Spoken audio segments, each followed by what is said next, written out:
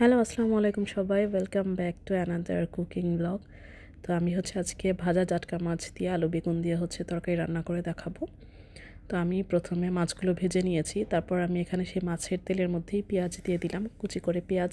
তারপরে পেঁয়াজটা ভালোভাবে ভেজে সেম যেভাবে নর্মাল তরকারি রান্না বাড়া করে ওভাবেই তার মধ্যে আমি দিয়ে দিব পেঁয়াজ বাটা। তারপরে আমি দিয়ে দিচ্ছি আদা বাটা। তো আমি এগুলো ভালোভাবে ভাজা ভাজা করব।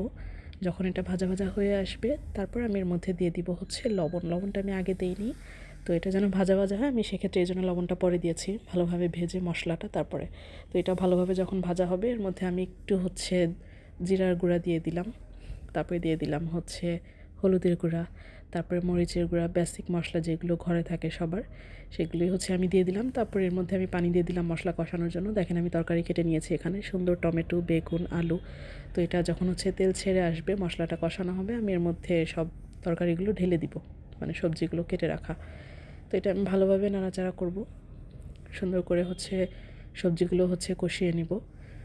আলুগুলো যেন একটু সিদ্ধ হয়, বেগুনগুলো যেন একটু নরম হয়। তো যেভাবে বেসিক রান্না সেভাবেই আমি এটা সুন্দর করে, দেখেন দেখতে খুবই ইয়ামি, খুবই সুন্দর লাগছে, মনে হচ্ছে যে একবারে ভুনা ভুনা তরকারি।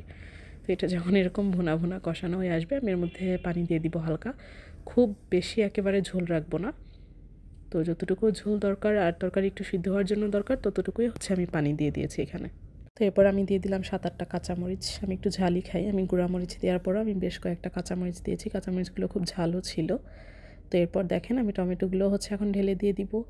বলক আসার আগে আমি দিয়ে দিলাম, টমেটোটাও যেন একটু সেদ্ধ হয়, খুব বেশি একবারে পাকা না, আপনারা দেখেই বুঝতে পারছেন। তো এটা যখন হালকা একটু বলক আসবে আমি এর মধ্যে একে একে মাছগুলি দিয়ে দিব। তো দেখেন বলক এসে গিয়েছে, আমি ঢেকে দিয়েছিলাম, তো কিছুক্ষণ পর উঠিয়ে দেখলাম বলক এসেছে। এরপর আমি এর মধ্যে একটু নাড়াচাড়া দিয়ে ভাজা মাছগুলি আমি দিয়ে দিব, কারণ ভাজা মাছগুলি তরকারির যে ফ্লেভারটা সেটা স্বাদ আরও দ্বিগুণ বাড়িয়ে দিবে। তো এই যে আমি মাছগুলো ভেজে রেখেছিলাম, ভাজাটা আপনাদের দেখাইনি, ওটা স্কিপ করে গিয়েছি। জাটকা মাছ কেটে সুন্দর করে ধুয়ে আমি ভেজে নিয়েছি হালকা হলুদ মরিচ আর লবণ দিয়ে, এই তো।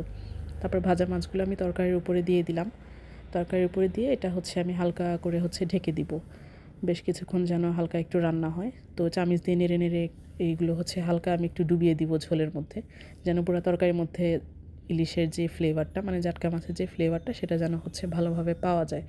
তো তারপরে এই তো বিখ্যাত সেই ধনিয়া পাতা শীতের আমি কুচি করে কেটে নিয়েছি, এগুলো এখন আমি সুন্দর করে পুরো কড়াইয়ের মধ্যে একবারে ছড়িয়ে ছড়িয়ে দিব। তো এটা যখন দেখেন আসবে, তো আমি একটু দেখলাম যে আমার লবণ লাগবে, একটু আমি লবণ টেস্ট করলাম। তো লবণ দেওয়ার পরে আমি আবার ঢেকে দিলাম। তো আমি এই তো দেখেন আমি মাছ ভাজা এক পিস রেখে দিয়েছি আমার জন্য, সেটাও আমি খেয়ে নিচ্ছি। জাটকা মাছ ভাজা খেতে খুবই মজা, আমি প্রায় ভাজাও খাই আবার তরকারিও খাই। তো আজকে আমি ভাজা এক পিস আমার জন্য রেখেছি, মানে খাচ্ছি আমি আর তরকারি রান্না করছি। এই তো সেই কাঙ্ক্ষিত আমি ধনিয়া পাতা দিয়ে দিলাম। তো ধনিয়া পাতা দিয়ে এটা হালকা কিছুক্ষণ চুলায় রাখলে আমার তরকারিটা হয়ে যাবে। তো দেখেন খুব সুন্দর রান্না হয়েছে, একদম সব সুন্দর সিদ্ধ হয়েছে, আর যে গ্রান আসছে বলার মতো না। তো ভিডিওটা ভালো লেগে থাকলে অবশ্যই লাইক করবেন, শেয়ার আর ফলো দিয়ে পাশে থাকবেন। Thank you.